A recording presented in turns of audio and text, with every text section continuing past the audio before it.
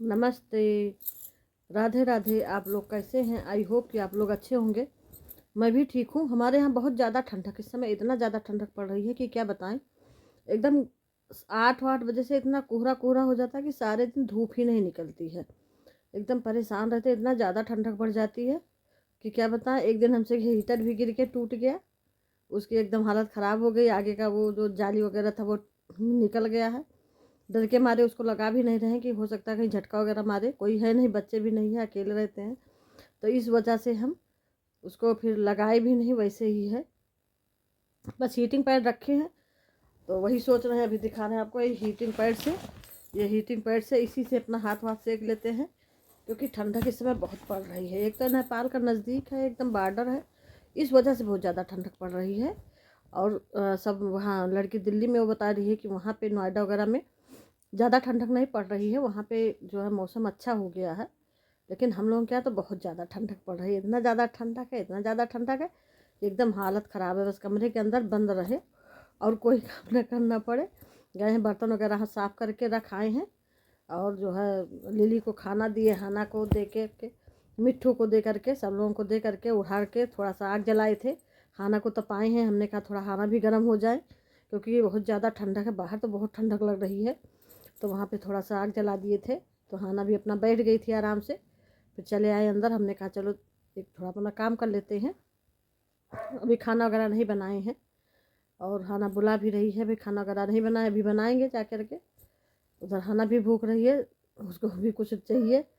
अब वो रो रही है, अब जाएँ पहले उसको देख लेते हैं, तब आते हैं, तब आगे आप लोगों से बात करते हैं। ठंडा कितनी ज़्यादा है कि क्या बताएं।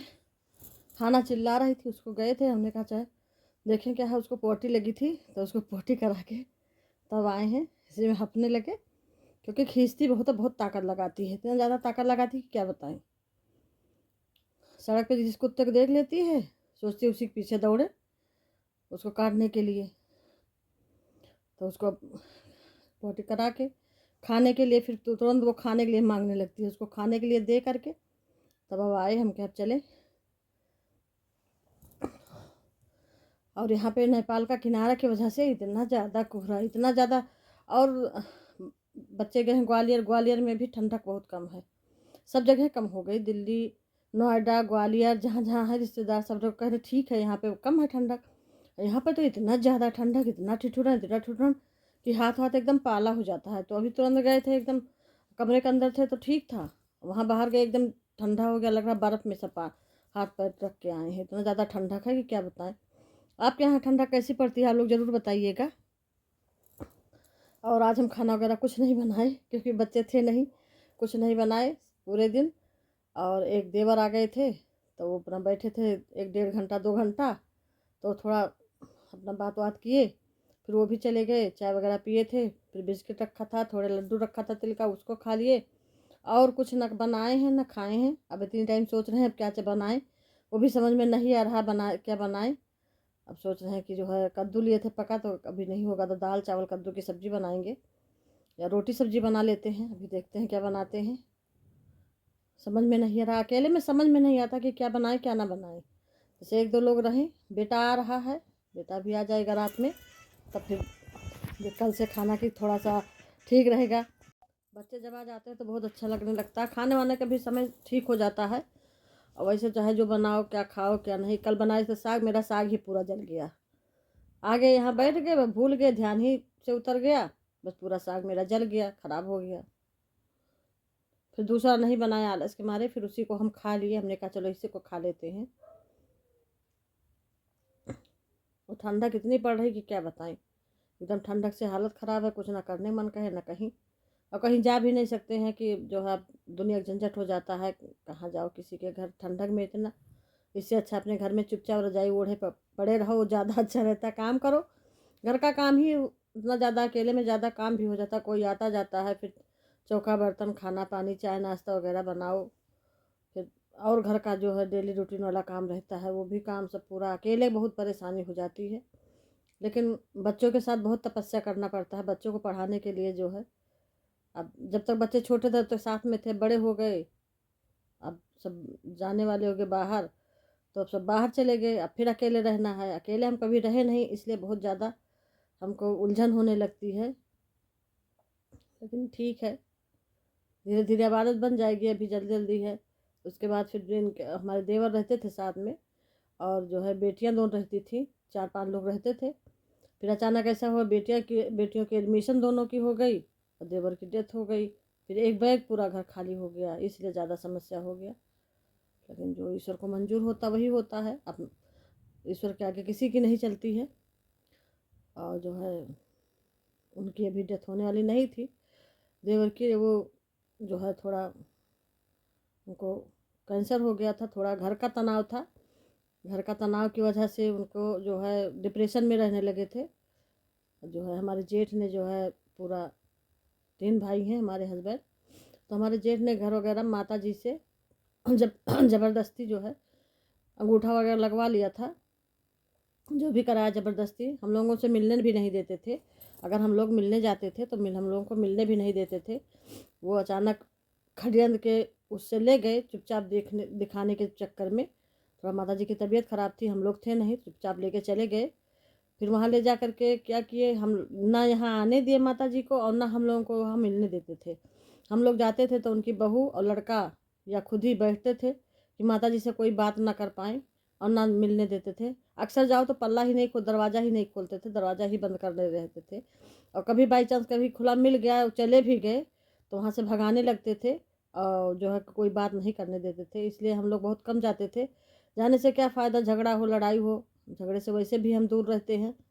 और वहाँ वो लोग मिलने नहीं देते थे, क्योंकि माता जी हमारे ससुर जो है एसडीआई थे, तो पेंशन वगैरह पाते थे, तो उसी के लालच में हम लोगों को नहीं मिलने देते थे।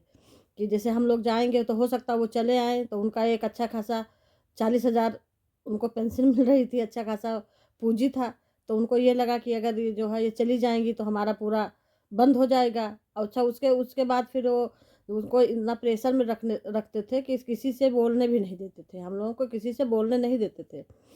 और जो है ना किसी से मिलने देते थे।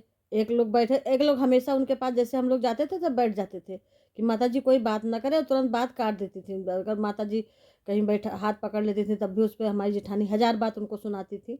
तो हम लोग को ये भी दुख होता था कि हम लोग चले आते हैं तो हो सकता है उनको डांट वगैरह पड़ता हो। और उसी प्रेशर में वो कुछ जान नहीं पाती थी, सुन नहीं पाती थी, जान नहीं पाती थी, उनकी थोड़ी ज़्यादा अवस्था थी। तो इस वजह से वो कुछ बोल भी नहीं पाती थी।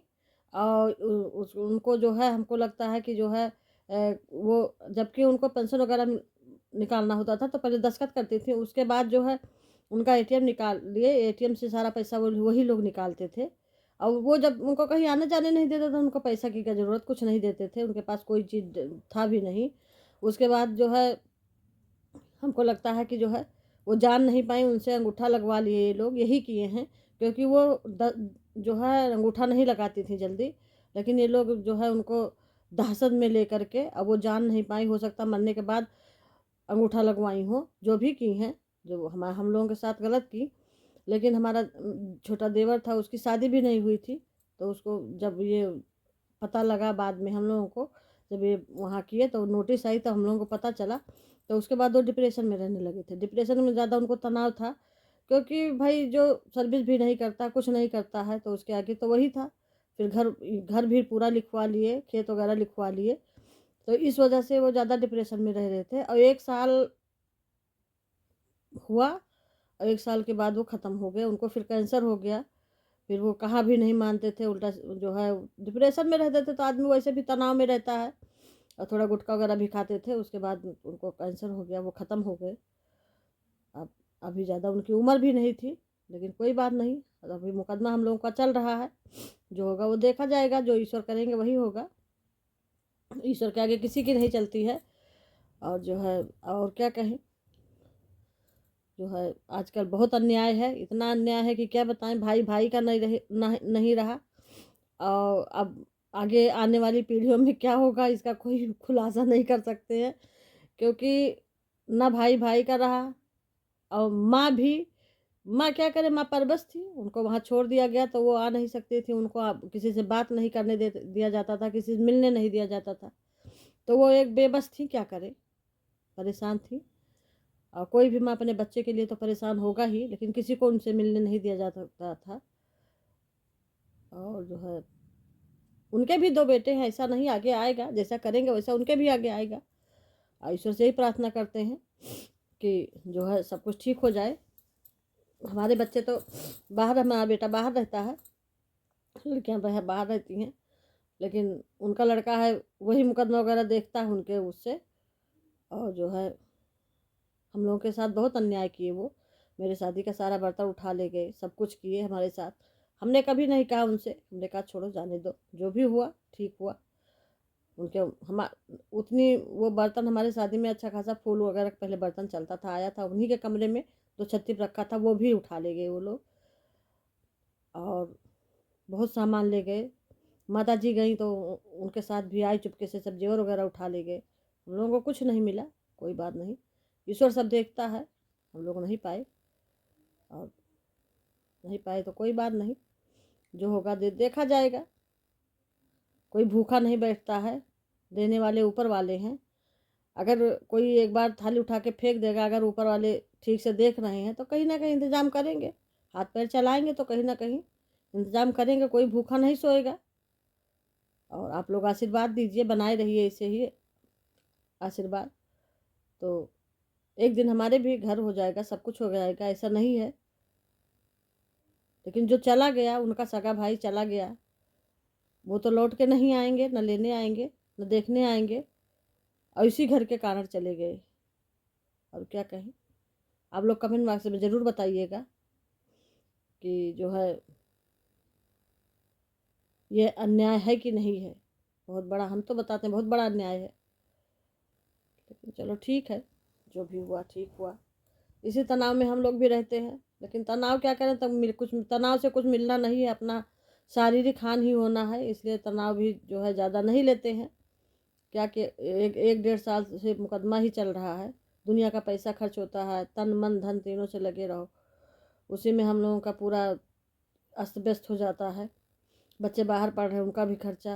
लेकिन चलो ठीक है, जो भी होगा ठीक ही होगा। ईश्वर करेंगे अपना, ईश्वर देख रहे हैं। ईश्वर की लाठी जब पड़ती है तो रोने का भी आवाज़ नहीं देती है। ईश्वर लेखा जोखा बराबर करेंगे। हम तो ईश्वर के सहारे ही हैं कि ईश्वर सब ठीक ठाक करेंगे। और आप लोग बताइए वीडियो कैसी लगी। अगर पसंद आई हो तो लाइक करिए, शेयर करिए, कमेंट करिए, सब्सक्राइब करिए, ज़्यादा से ज़्यादा लोगों में शेयर करिए। नमस्ते, राधे राधे, जय श्री राम।